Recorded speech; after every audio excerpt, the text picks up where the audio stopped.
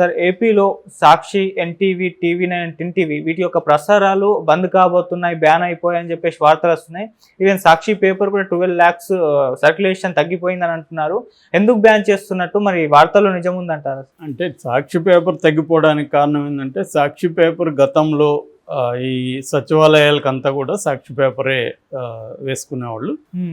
అది ఒక జివో తీసుకొచ్చాడు జగన్. అదేంటంటే ఈ సచివాలయాలు కావచ్చు, ఈ గ్రామాల్లో ఉండే వాలంటీర్ వ్యవస్థ వీళ్ళందరూ కూడా ఏదైనా ఒక పేపర్ తెప్పించుకోవడానికి 200 అలవెన్స్ కేటాయించారు. ఆ 200 రూపాయల్లో సాక్షి మాత్రమే వస్తుంది. ఎందుకంటే వాళ్ళకి మంత్లీ సబ్స్క్రిప్షన్ ఈనాడికి, జ్యోతికి ఎక్కువ ఉంది కాబట్టి ఎలా తెప్పించుకోరు. సాక్షిని తెప్పించుకోవాలని జీవోలో లేదు.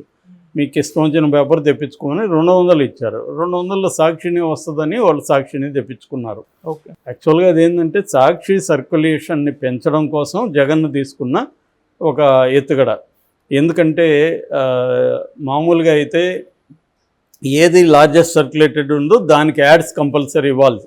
కానీ జగన్ ఏంటంటే రామోజీరావును ఆర్థికంగా దెబ్బతీయడం కోసం, ఈనాడుని ఆర్థికంగా దెబ్బతీయడం కోసం ఈనాడుకి యాడ్స్ ఇవ్వకుండా ఉండాలంటే ఈనాడు లార్జెస్ట్ సర్క్యులేటెడ్గా ఉండకూడదు అనేది ఒక దాంట్లో ఒక గోలు. రెండో గోలు సాక్షిగానే ముందుకు వస్తే సాక్షి సర్క్యులేషన్ కూడా పెరుగుతుంది. రెండోది సాక్షికి యాడ్స్ ఇవ్వచ్చు. రెండోది ఏంటంటే ఏది సర్క్యులేషన్ పెంచుకుంటే దానికి ప్రైవేట్ యాడ్స్ కూడా ఎక్కువ వస్తాయి. ఇలాగది మల్టీ ప్రాంగ్డ్ అప్రోచ్ అంటారు. అంటే బహుముఖ ప్రయోజనాలను ఆశించి జగన్ ఒక ప్లాన్ చేశాడు. సో దాన్ని వ్యతిరేకిస్తూ ఈనాడు కోర్టుకు వెళ్ళింది. అది ఫైనల్గా ఢిల్లీ హైకోర్టులో ఉంది, కేసు ఇప్పటికి నడుస్తుంది. సో అందువల్ల ఇదైంది. ఇప్పుడు ఈవేళ గవర్నమెంట్ రాకముందే ఆల్రెడీ గవర్నమెంట్ ఫంక్షనింగ్కి వెళ్ళిపోయింది. యాక్చువల్గా అయితే ఇప్పుడు జగన్ ఆపద్ధర్మ ముఖ్యమంత్రిగా ఉండాలి. కానీ చంద్రబాబు ఏంటంటే ఆయన ఎన్నికలు అవగానే ముఖ్యమంత్రి రోల్లోకి వెళ్ళిపోయాడు. ఇప్పుడైతే ఇంకా డైరెక్ట్గా రిజల్ట్ రాగానే ఆయన డైరెక్ట్గా అందరినీ గైడ్ చేయడం, అందరితో మాట్లాడడం అన్నీ అయిపోయింది. సో లోకేష్ కూడా రంగంలోకి దిగేశాడు. అంటే వాడెవరో చెప్పిన డ్యూటీ ఎక్కేశారు వీళ్ళు. సో డ్యూటీ ఎక్కేశారు కాబట్టి నిర్ణయాలు కూడా చకచకాన అమలు చేసేస్తూ ఉన్నారు. వీళ్ళకి అంటే 5 ఏళ్ళు గ్యాప్ అనేది దాదాపు 50 ఏళ్ళ గ్యాప్ లాగా ఫీల్ అయినట్టున్నారు. ఏమాత్రం ఒక క్షణం కూడా వేస్ట్ చేయట్లే, అన్నిట్లో దిగేశారు. అలాగా ఇది కూడా ఆపేశారు. దానివల్ల సాక్షి సర్క్యులేషన్ ఆల్రెడీ తగ్గిపోయింది. సో ఇక గవర్నమెంట్ యాడ్స్ కూడా ఉండవు సాక్షికి. ఆల్రెడీ సాక్షి స్టాఫ్ను కూడా తీసేస్తారు. ఇలా రకరకాల పుకార్లు వస్తున్నాయి. ఇది గతంలో కూడా వచ్చాయి. సాక్షిని మూసేస్తున్నారు. అది వాళ్ళు వ్యాపారం, అది వాళ్ళకు ఒక పార్టీ పత్రిక, ఖచ్చితంగా వాళ్ళకి అవసరం పత్రిక. లాస్ అయినా కూడా నడుపుతారు వాళ్ళు. ఇప్పుడు ఆంధ్రజ్యోతిని ఈనాడు నలపలేదు. ఆంధ్రజ్యోతి లాస్ ఉంటే ఎవరు పే చేశారు? చంద్రబాబు చేశాడని అందరూ చెప్తున్నారు కదా. కాబట్టి ఈ ఒక ఫెయిల్యూర్ మీడియా కూడా వాళ్ళు పంప్ చేసి నడుపుతారు రాజకీయ పార్టీలు. వాళ్ళు దేశవ్యాప్తంగా మెయిన్ స్ట్రీమ్ మీడియా అంతా కూడా రాజకీయ పార్టీల చేతిలోనే ఉంది.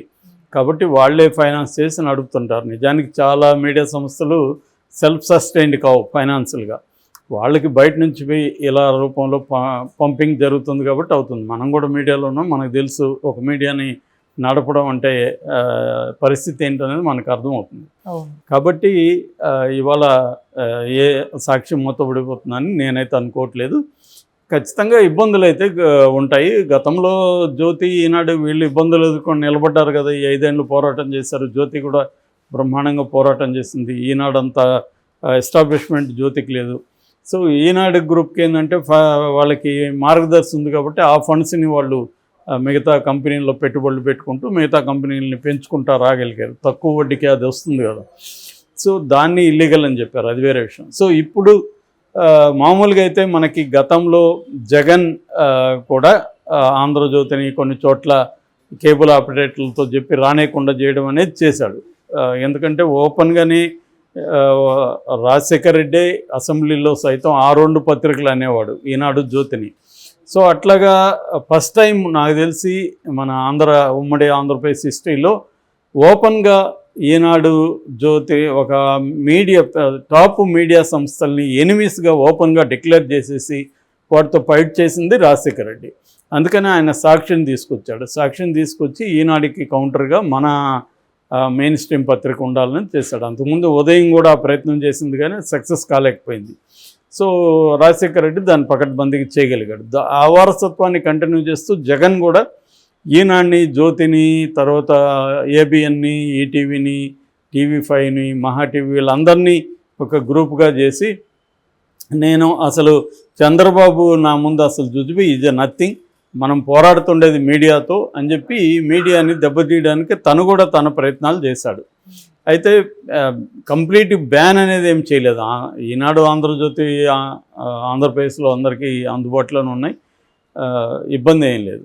అయితే కేసీఆర్ మాత్రం ఇక్కడ దెబ్బ కొట్టగలిగాడు. ముఖ్యంగా జ్యోతిని, అప్పట్లో టీవీ9ని కేసీఆర్ దెబ్బ కొట్టాడు. అప్పుడు చెప్పాడు కూడా, నాకు వ్యతిరేకంగా, తెలంగాణకు వ్యతిరేకంగా ఉండే వాటిని నేను 10,000 అడుగుల లోపలికి బొంద పెడతాను, ఇవన్నీ కూడా మాట్లాడాడు. నిజంగా కూడా చేయగలిగాడు. ఇక్కడ కూడా కేబుల్ ఆపరేటర్ల ద్వారా వాటిని బ్యాన్ చేసేసాడు కేసీఆర్. దాంతో 1-2 ఇయర్స్ ఫైట్ చేశాయి జ్యోతి, టీవీ9. ఫైనల్గా వాళ్ళు సరెండర్ అయిపోయినారు అని చెప్తారు. ఏదేమైనా వాళ్ళ మధ్య ఏదో ఒక ఒప్పందం అయితే కుదిరింది. దాంతో కేసీఆర్ జోలికి కూడా వాళ్ళు పెద్దగా రాలేదు. కానీ జగన్ పరిస్థితి అట్ట కాదు. జగన్ కాంప్రమైజ్ కూడా అవ్వరు వీళ్ళు, ఎందుకంటే వీళ్ళకి ఫండింగ్ తెలుగుదేశం వాటి నుంచి ఉంటుంది కాబట్టి ఇబ్బంది లేదు. సో రెండోది కమ్మ సామాజిక వర్గ ఒక సపోర్ట్ కూడా ఈ పత్రికలకు ఉంటుంది కాబట్టి వీళ్ళు జగన్ని రివర్స్లో తొక్కడానికే ట్రై చేశారు. సో ఆ క్రమంలో జగన్ ఫైట్ చేశాడు. తన వల్ల కాలేదు నిజానికి. జగన్ ఈ బ్యాటిల్లో ఖచ్చితంగా ఓడిపోయాడు. మామూలుగా ఓటమి కాదు, అది చాలా దారుణంగా ఓడిపోయాడు. సో ఈ కాంటెక్స్లో ఇప్పుడు ఒక వార్త వినబడుతుంది. అదేంటంటే యాక్చువల్గా గత కొంతకాలం నుంచి తెలుగుదేశం ఎన్టీవీని, టీవీ9, తర్వాత సాక్షిని, ఈ పత్రికలను, ఛానల్స్ను బ్యాన్ చేసింది. వాళ్ళు దేనికి పిలవడం మానేశారు, డిబేట్కి వాళ్ళు వెళ్ళడం మానేశారు, ఇవన్నీ ఓపెన్గానే చేశారు. అందువల్ల వాళ్ళు అనివార్యంగా అంతవరకు కొద్దిగా బ్యాలెన్స్గా ఉండదలుచుకున్న టీవీ9 కావచ్చు, ఎన్టీవీ కూడా అనివార్యంగా వైసీపీ వైపు ఉండాల్సిన పరిస్థితులకి వెళ్ళిపోయినాయి. సో ఈ కాంటెక్స్ట్లో ఇప్పుడు ఒక వార్త వైరల్ అవుతుంది. ఆ వార్త ఏంటంటే, ఆంధ్రప్రదేశ్లో సాక్షి, టీవీ9, ఎన్టీవీ, టీవీ10 ఈ 4 కూడా వైసీపీ వైపు పనిచేస్తున్న ఛానల్స్. వీటిని అక్కడ కేబుల్ ఆపరేటర్ సంఘం కంప్లీట్గా బ్యాన్ చేసిందనే వార్త ఒకటి ఇప్పుడు వైరల్ అవుతుంది. కాకపోతే ఇది ఎంత నిజమనేది మనకి ఇంకా కన్ఫామ్ కాలేదు. ఎందుకంటే ఇటు సాక్షిలో దీని మీద ఏం పెద్దగా లేదు, టీవీ9 కానీ మామూలుగా అలా చేస్తే గొడవ చేయాలి కదా, అదేమి ఇంకా స్టార్ట్ చేయలేదు. ఏమన్నా రేపో వాళ్ళతో చర్చలు నడుస్తున్నాయా లేదో తెలియదు. అయితే ఇది ఎందుకు తీసుకునిందంటే క్లియర్గా నేను ఇందాక చెప్పినట్టుగా ఆల్రెడీ వీళ్ళు డ్యూటీ ఎక్కేశారు కాబట్టి మరి లోకేష్, చంద్రబాబు ఎవరైనా కూడా మొత్తానికి వీళ్ళ ద్వారానే కేబుల్ ఆపరేటర్స్ తో చెప్పి ఇవి బ్యాన్ చేసినాయి. ఇక్కడ కేసీఆర్ ఎలాగైతే చేశాడో అదే పద్ధతిలో వెళ్తున్నాయి. మనం చాలాసార్లు చెప్పుకుంటున్నాం ఈ మధ్యకాలంలో, ఇంకా కూడా 100, 200, 300 సార్లు చెప్తామేమో తెలియదు నాకు. ఎందుకంటే అక్కడ తెలుగుదేశం అధికారంలోకి రాకముందే రకరకాల రెవెన్యూ యాక్టివిటీస్లోకి వెళ్ళిపోయింది. ఇంకా అభివృద్ధి లేకపోతే తాము ఇచ్చిన హామీలను అమలు చేయడం దీన్ని పక్కన పెట్టి ప్రధాన మెయిన్ లక్ష్యం రెవెన్యూ అన్నట్టుగానే ప్రవర్తిస్తున్నారు.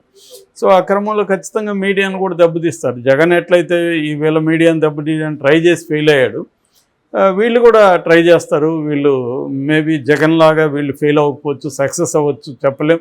కాకపోతే టీవీ9 కానీ ఎన్టీవీ కానీ స్ట్రాంగ్గా ఉన్నవే. వాళ్ళని మరి వీళ్ళు ఎంత దెబ్బ కొట్టగలుగుతారని చూడాలి. వాళ్ళకి గతంలో ఇట్లాంటి అనుభవం ఉంది. ముఖ్యంగా టీవీ9కి గతంలో కేసీఆర్తో ఫైట్ చేసిన అనుభవం ఉంది. మరి దీన్ని వాళ్ళు ఎట్లా ఎదుర్కొంటారని చూడాలి. ఖచ్చితంగా మాత్రం తెలుగుదేశం జగన్ ఏ విమర్శలు అయితే చేశారో అంత రెట్టింపుగా వీళ్ళు కూడా అనేక రకాల అరాచకాలకు తెరలేపుతున్నారు. మరి ఇది ఎక్కడికి దారితీస్తుంది చూడాలి. తెలుగుదేశానికి జగన్కి లేని బలం నేను నిన్న కూడా కంపేర్ చేసి చెప్పాను. ఇప్పుడు అడిషనల్గా సెంటర్లో కూడా తెలుగుదేశానికి బలం ఉంది కాబట్టి